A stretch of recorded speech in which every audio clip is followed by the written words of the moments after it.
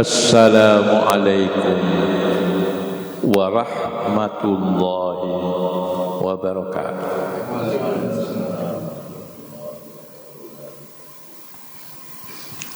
Alhamdulillahi rabbil alamin. Wa bihi nasta'inu ala umurid dunya waddin. Wassalatu wassalamu ala khatamin nabiyyin Sayyidina wa habibina wa syafi'ina Muhammadinil mab'uthi rahmatan lil alamin wa ala alihi wa ashabihi ajma'in. Bapak-bapak, ibu-ibu, saudara-saudari, jamaah subuh Masjid Al-Mukhlasin yang dimuliakan Allah. Pada kajian sebelumnya saya telah berbicara tentang kebiadaban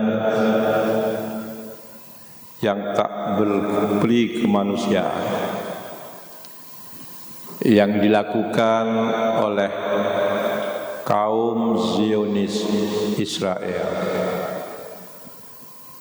terhadap saudara-saudara kita bangsa Palestina di jalur Gaza dan di sebagian tepi barat Sungai Yordan.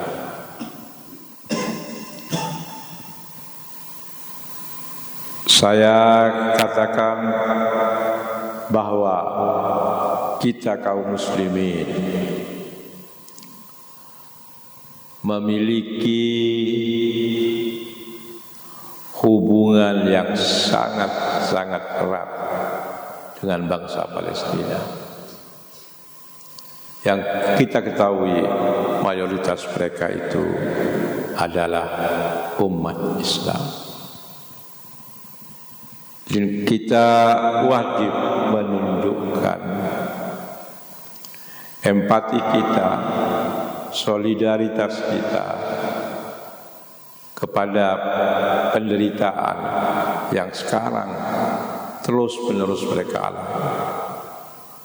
Ada gencatan senjata hanya beberapa hari, tapi kemudian dilanggar oleh kaum Zionis Israel. Saya katakan banyak cara untuk menunjukkan solidaritas kita itu, untuk menunjukkan bahwa antara kita dengan mereka itu tak ubahnya bagaikan sebuah jasad yang satu. Apabila satu anggota jasad, satu anggota tubuh itu merasakan kepedihan akibat penderitaan, maka semestinya lah anggota-anggota tubuh yang lain merasakan penderitaan itu. Dalam hadis diungkapkan, bagian tubuh yang lain akan merasakan as-sahari wal humma. As-sahari itu tidak bisa tidur akibat memikirkan penderitaan saudara kita. Humma itu demam panas. Begitulah perumpamaan yang digambarkan Rasulullah Muhammad SAW tentang hubungan di antara kita kaum muslimin dan muslim. Banyak cara untuk menunjukkan solidaritas itu. Paling tidak saya katakan kita doakan mereka itu. Setiap waktu jatuh korban dari kalangan sipil, terutama anak-anak kecil dan kaum perempuan, menjadi korban keganasan, bom-bom dan senapan-senapan roket dari kaum Zionis. Antara lain doa itu bisa dipanjatkan dalam bentuk doa seperti tadi imam kita ya, ketika kunut ada tambahan walaupun tidak secara eksplisit ya, tidak secara eksplisit meminta bantuan Allah untuk saudara-saudara kita bangsa Palestina. Itulah yang populer dengan sebutan kunut nazilah. Kunut ketika kaum muslimin dan muslimat menghadapi musibah. Ini sungguh musibah yang sangat besar bagi saudara kita kaum Palestina, di mana hampir seluruh wilayah Gaza itu hancur lebur. Maka doa kunut nazilah semestinya lah menggema dari masjid-masjid kita, paling tidak pada sholat Jumat. Tapi nampaknya kunut nazilah ini jarang atau bahkan tidak pernah dilakukan di masjid kita ya, secara eksplisit mengenai permintaan kita tentang pertolongannya bagi bangsa Palestina. Di samping itu, cara lain yang tidak usah memerlukan pengorbanan materi kita ialah kita memperbanyak sholat gaib, sholat jenazah bagi saudara-saudari kita di Palestina yang menjadi korban dari kebiadaban Israel. Di samping sudah barang tentu bantuan-bantuan material lewat ya pemerintah, lewat lembaga-lembaga yang kredibel supaya pengorbanan kita itu tidak sia-sia. Itu antara lain yang ingin saya sampaikan ya, menyambung himbauan kita pada kajian sebelumnya. Jadi memperbanyak doa untuk saudara-saudara kita di Palestina, terutama lewat kunut nazilah.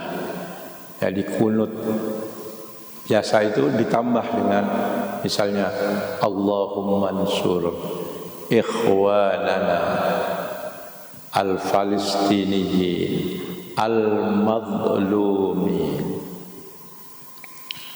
wa dammir a'da'ad-din minal israiliyin as-suhyuniyin az-zalimin Allahumma dammirhum tadmira. Antara lain doa seperti itu, dan itu sudah pernah juga dibacakan oleh khatib kita ketika hari Jumat, walaupun dalam khutbah. Tapi lebih baik lagi kalau itu dibacakan ketika kunut nazilah. Kunutnya di awal-awal tetap Allahumma hdina fiman hadait dan seterusnya, tapi ditambah dengan doa khusus untuk minta bantuan Allah bagi saudara kita bangsa Palestina. Bapak-bapak, ibu-ibu, saudara-saudari yang kami muliakan, saya sudah menjelaskan perbedaan antara Israel sebagai nama manusia pilihan, Nabi dan Rasul Allah, Karena Israel adalah nama lain dari Nabiullah Ya'qub alaihissalam. Israel sebagai nama Nabi jelas manusia yang terpuji, manusia pilihan Allah. Tetapi ketika disebut Bani Israel, anak keturunan Israel, maka masalahnya menjadi berbeda. Dalam Al-Quran, Israel sebagai Nabi disebut dengan sangat bagus. Tapi Bani Israel disebut dalam Al-Quran berulang-ulang dalam bentuk kecaman dan kutukan Allah. Bani Israel, anak keturunan Nabi Israel, anak keturunan Nabiullah Ya'qub alaihissalam. Demikian pula ketika nama Israel, untungnya kita di Indonesia membedakannya antara Israel dan Israel. Tapi kalau dalam bahasa Arab sama Israel sebagai nama Nabi, Israel sebagai nama negara Zionis. Ketika nama Israel dalam bahasa Indonesia Israel menjadi nama negara, itu juga citranya bukan citra seperti ketika nama itu disandang oleh Nabiullah Ya'qub alaihissalam, tapi sebaliknya. Di sini saya cuma ingin memberikan catatan kesimpulan bahwa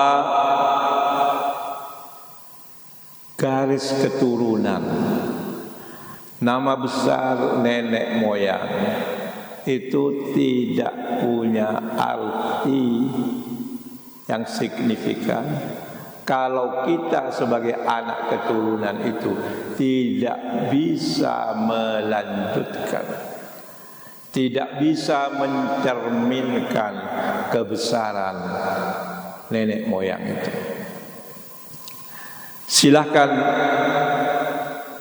bangsa Israel yang Zionis itu memberi nama mereka dengan nama nenek moyangnya, yakni Israel sebagai Nabi Allah. Silahkan. Tapi perilaku mereka yang sungguh jauh dari perilaku dan akhlak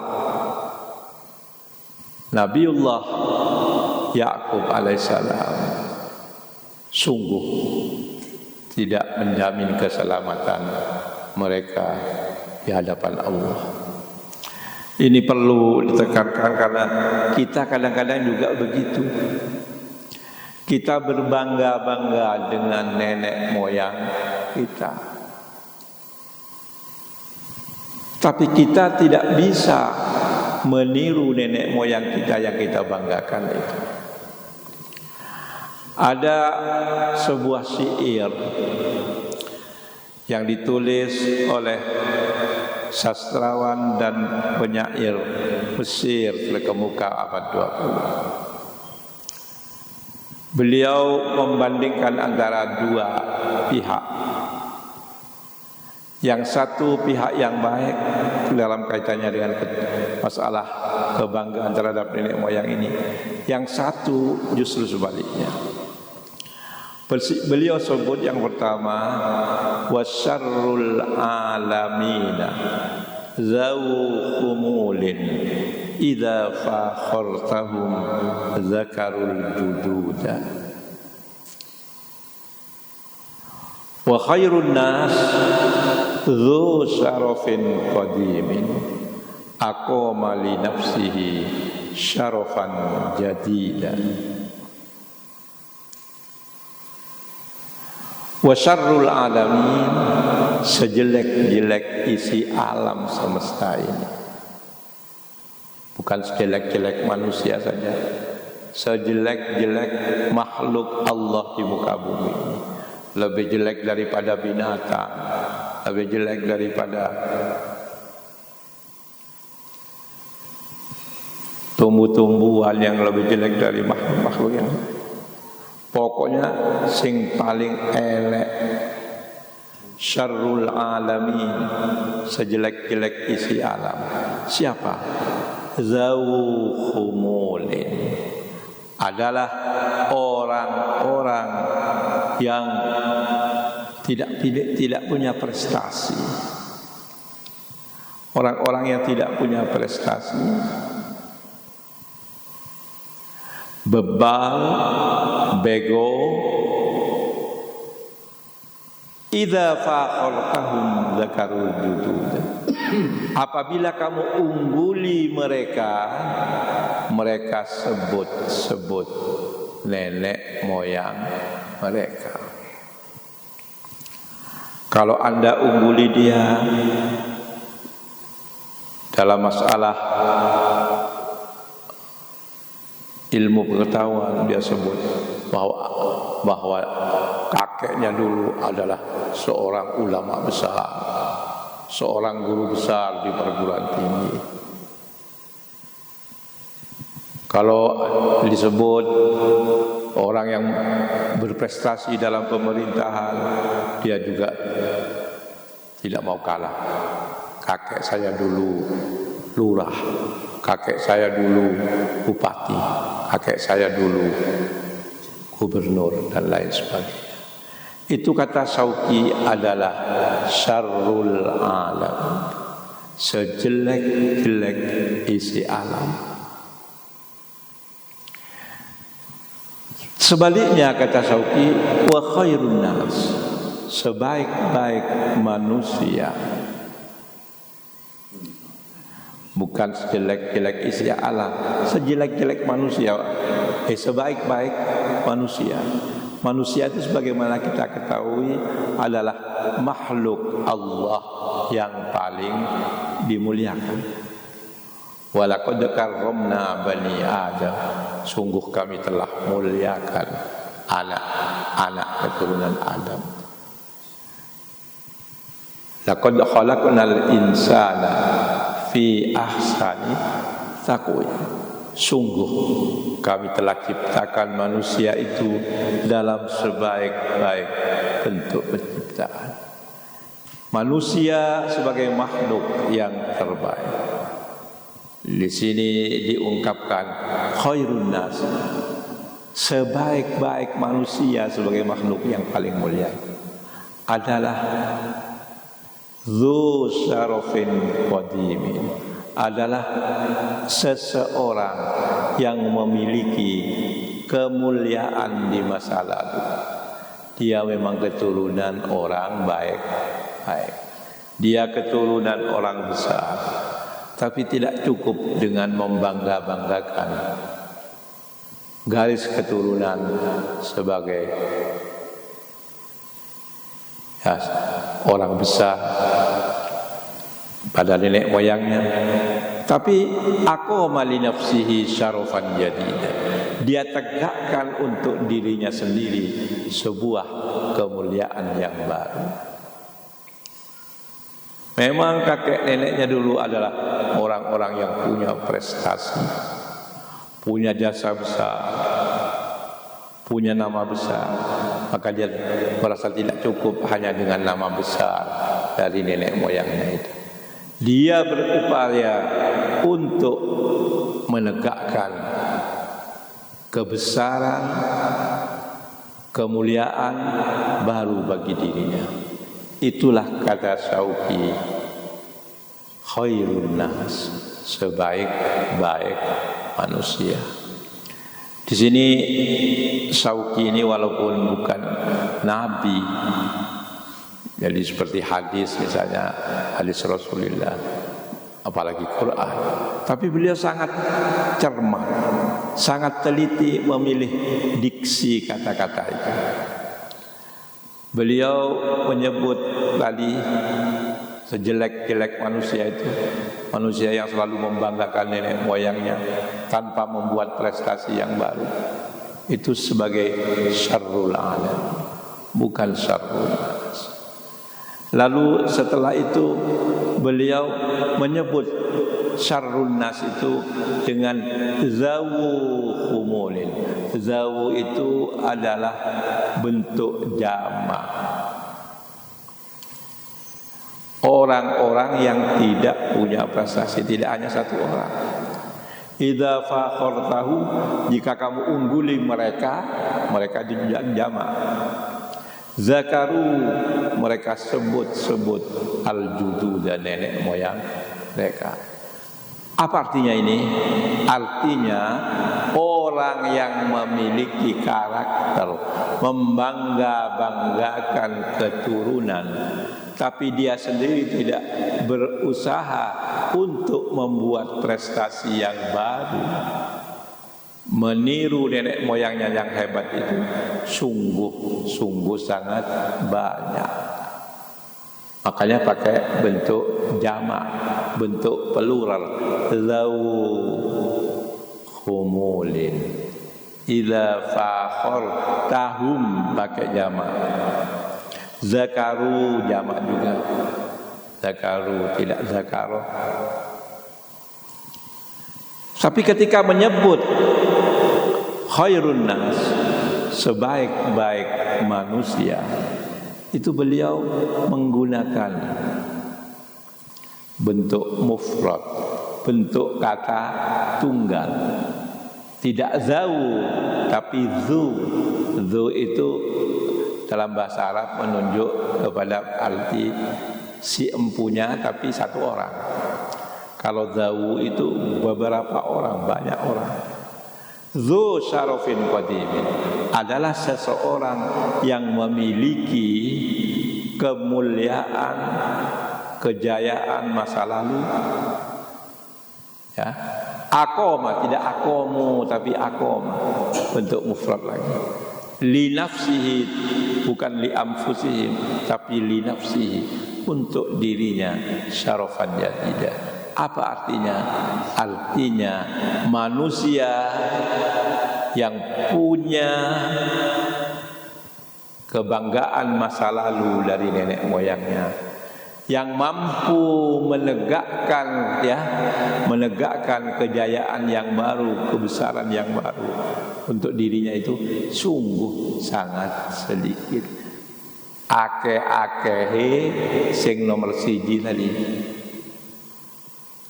yakni akeh-akehe pinter membangga-banggakan kebesaran nenek moyang, tapi tidak bisa menunjukkan prestasi baru yang membanggakan. Itu banyak orang yang seperti itu. Sebaliknya sedikit sekali orang yang memiliki kejayaan masa lalu, keturunan orang hebat, tapi kemudian dia berusaha untuk membangun kehebatan untuk dirinya sendiri. Maka sangat tepat apa yang dilantunkan oleh sebagian penyair Arab yang menyatakan laisal fata mayyakulu kana abi, innamal fata mayyakulu ha anana.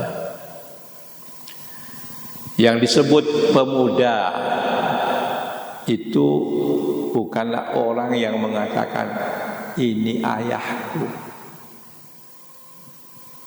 Ada orang yang membanggakan ayah, kakek, dan garis keturunan di atas. Bukan itu pemuda yang benar.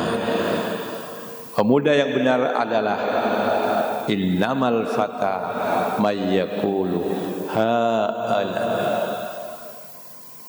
Hanya saja yang layak dan pantas disebut pemuda itu adalah pemuda yang berani mengatakan ini dadaku, ini aku. Dari kajian ini saya dapat menyimpulkan, mari jangan kita berbangga-bangga dengan garis keturunan. Karena kalau garis keturunan itu tidak dilanjutkan tidak diteruskan oleh generasi penerus secara bertanggung jawab, maka garis keturunan yang baik itu tidak punya arti.